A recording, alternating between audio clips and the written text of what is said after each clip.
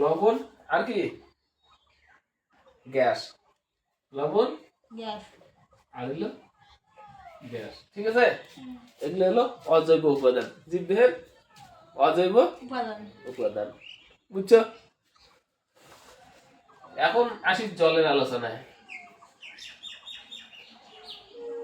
জলের জল একটি কি জীবনের অপরিহার্য অপরিহার্য উপাদান। অপরিহার্য উপাদান হলো জল, ঠিক আছে। জীবনের অপরিহার্য উপাদান হলো জল।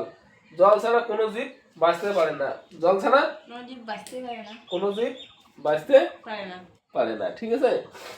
জীবের শতকরা 60 থেকে 80%, 60 থেকে ওজন হিসাবে, ঠিক আছে। তোমার ওজন যদি হয় 50 কেজি, কয় কেজি? 50 কেজি, তাহলে জল কতগুলো থাকবে তোমার? 60 হলে কত? 60 হলে কত? 30 কেজি জল। 60 হলে 30 কেজি থেকে 40 কেজি জল থাকবে তোমার শরীরে। জলের ওজন এটা, বা লিটার। 30 থেকে 40 লিটার থেকে 40 লিটার, ঠিক আছে। জল মাপা হয় না কেজিতে, মাপা হয় না লিটার, ঠিক আছে, বুঝছো। তাহলে 60 থেকে 80%, 60 থেকে 80%, ঠিক আছে, কি প্রত্যেক জীবে জল থাকে। প্রত্যেক জীবের কি জল থাকে, ঠিক আছে। তাহলে জল ছাড়া চলা সম্ভব না। জল আমাদের কি করে?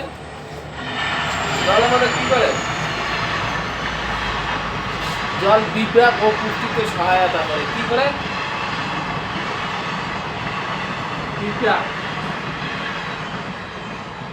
বিপাক ও পুষ্টিতে সহায়তা করে আমাদের দেহে। কি করে? বিপাক ও পুষ্টিতে সহায়তা করে। পুষ্টিতে সহায়তা করে, ঠিক আছে। বিপাক ও পুষ্টিতে সহায়তা করে, বুঝছো। পুষ্টিতে মানে কি? যেগুলো খাই এগুলো কি জল সহায়তা করে, ঠিক আছে। খাওয়ার পরে যেগুলো কাজ হয় ওগুলো কি জল পুরোটাই সহায়তা করে, ঠিক আছে।